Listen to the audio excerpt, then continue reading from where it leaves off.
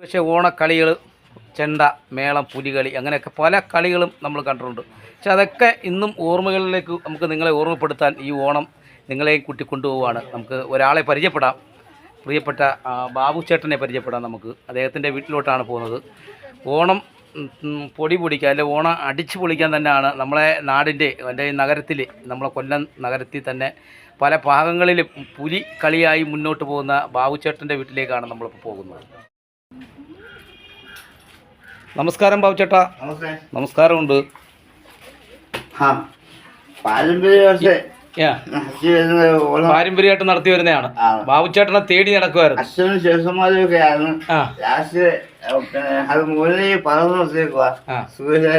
സുഖമില്ലാതിരിക്കുക. സുഖമില്ലാത്തതിന്റെ പേരില് അല്ലേ ഒരുപാട് സംസാരിക്കാൻ പുള്ളിക്ക് കഴിയത്തില്ല.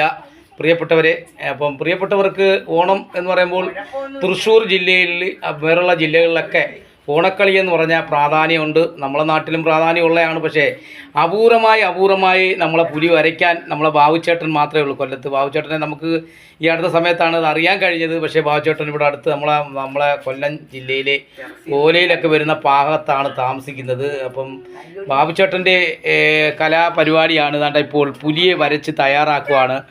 ഒരുപാട് പുലിയെ വരച്ചിട്ടുള്ളതാണ്. തഴക്കവും പഴക്കവും ഉള്ള ഒരാളാണ്. പക്ഷേ നമ്മളെ കൊല്ലം എന്ന് പറയുമ്പോഴത്തേക്ക് തൃശ്ശൂർ പല ജില്ലകളിലുമൊക്കെ പുലികളി വളരെ പ്രാധാന്യം കൊടുത്തുകൊണ്ട് അറിയാം. പുലി കളിക്കാൻ കളി തന്നെ കാണാൻ ആയിരക്കണക്കിന് ആൾക്കാർ തിങ്ങിപ്പാർക്കുന്നുണ്ട്. ഒരുപാട് സ്ഥലങ്ങളിൽ നിന്നും തൃശ്ശൂർ ജില്ലയിലേക്ക് പോകും. അവിടെയൊക്കെ ഇഷ്ടംപോലെ പുലികളൊക്കെ നമ്മൾ പല ചാനലിൽ കണ്ടിട്ടുണ്ട്. പക്ഷേ എന്നാൽ നമ്മളെ നാട്ടിലെ ബാബുച്ചേട്ടൻ പുലി വരയ്ക്കുന്ന തത്സമയ ദൃശ്യങ്ങളാണ് പ്രിയപ്പെട്ടവരെ കൂട്ടിപ്പോകുന്നത്. അല്പസമയം കഴിയുമ്പം വരും മണിക്കൂറുകളിൽ താളവും മേളവും പുലികളിയുമായി നമ്മുടെ നഗരത്തിൻ്റെ എല്ലാ ഭാഗങ്ങളിലേക്കും എത്തുന്ന ഒരു കാഴ്ച തന്നെ കാണാൻ പറ്റും കുറച്ച് കഴിയുമ്പോൾ.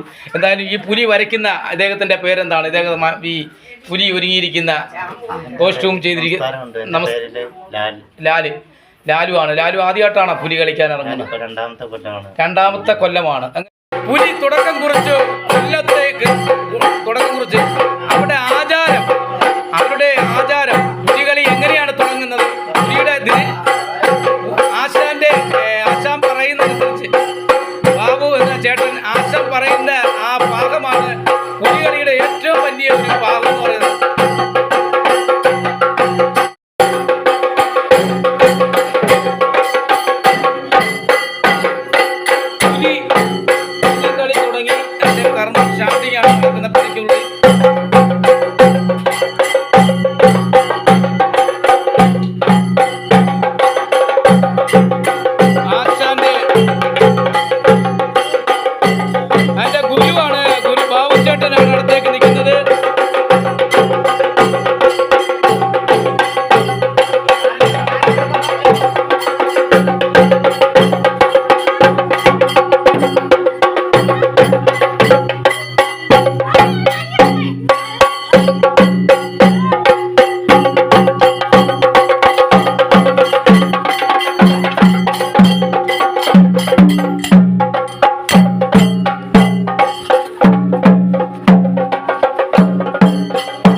കർമ്മമാണ് ഗുരു ബാബുച്ചേട്ടനാണ് അദ്ദേഹത്തിന്റെ കർമ്മം നടത്തി മുന്നോട്ട് നീങ്ങുന്ന.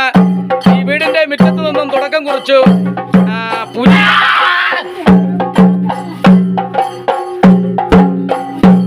എല്ലാ വർഷവും തുടങ്ങുന്ന പുലികളിയാണ് നമുക്ക് കാഴ്ചകളിൽ കാണുന്നത്.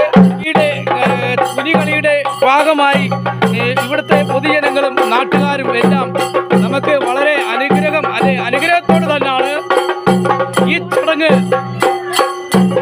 തുടക്കം കുറിച്ചെന്ന് നമുക്ക് പറയാൻ കഴിയും. തീർച്ചയായിട്ടും പുലി മുമ്പോട്ട് അടുത്ത വീട്ടിലേക്ക് പോവുകയാണ്. അപ്പം പുലി ഒരുങ്ങിയ വീടിൻ്റെ അടുത്തേക്ക് തന്നെയാണ് പുലി നടന്നു നീങ്ങുന്നത്. അപ്പോൾ ദൃശ്യങ്ങളിൽ കാണാം. നിസ്സാരമല്ല ഇത്. പുലി യഥാർത്ഥത്തിൽ തുടക്കം കുറിക്കുമ്പോൾ അനുഗ്രഹം പുലി നേതൃത്വം. അത് നമുക്കിപ്പോൾ തത്സമയ ദൃശ്യങ്ങളിൽ തന്നെയാണ്. പുലിക്ക് ലക്ഷണം കൊടുത്ത് വീട്ടമ്മ അതിനെ വണങ്ങുന്നു. വീട്ടമ്മയെ വണങ്ങി പുലി തിരികെയാണ്. വീട്ടമ്മ ലക്ഷണം കൊടുത്ത് ലക്ഷണ മേടിച്ച് ഓണത്തിൻ്റെ വരവേൽക്കാൻ ജനങ്ങൾക്ക് ദൈവവിശ്വാസങ്ങൾ, ആചാരം, പുലികളി, ഓണം എന്ന ആഘോഷങ്ങൾ, മേളം, താളങ്ങളും നിറങ്ങളും പുലികളിയൊക്കെ എന്നും മലയാളികളുടെ മുന്നിലേക്ക് നടന്നു നിൽക്കുന്നതാണ്. പുലി വളരെ പുലി അനുഗ്രഹത്തോട് തന്നെയാണ് പുലി മുന്നോട്ട് നീങ്ങുന്നത് എന്ന് നമുക്കറിയാൻ കഴിയും.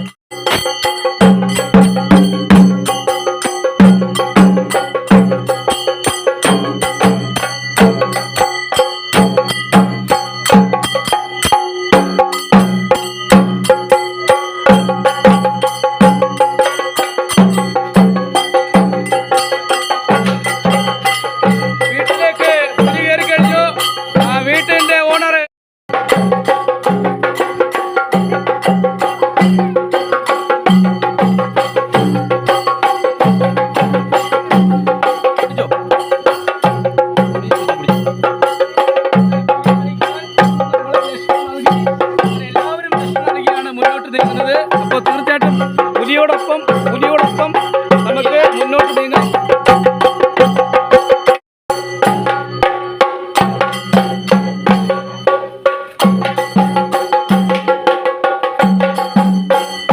മലയാളികൾക്ക് എന്നും മനസ്സ് നിറയെ അത്തവും നിറവും താളവും ഒക്കെ നമ്മുടെ പഴയ കാലഘട്ടങ്ങളിലെ ആചാരമാണ്. ആ ഓണം എന്ന് പറയുമ്പോൾ ഈ പുലികളിയാണ് ഓണം. ഓണച്ചന്തം, എല്ലാവർക്കും ഓണക്കളി എന്ന് പറയുമ്പോൾ തീർച്ചയായിട്ടും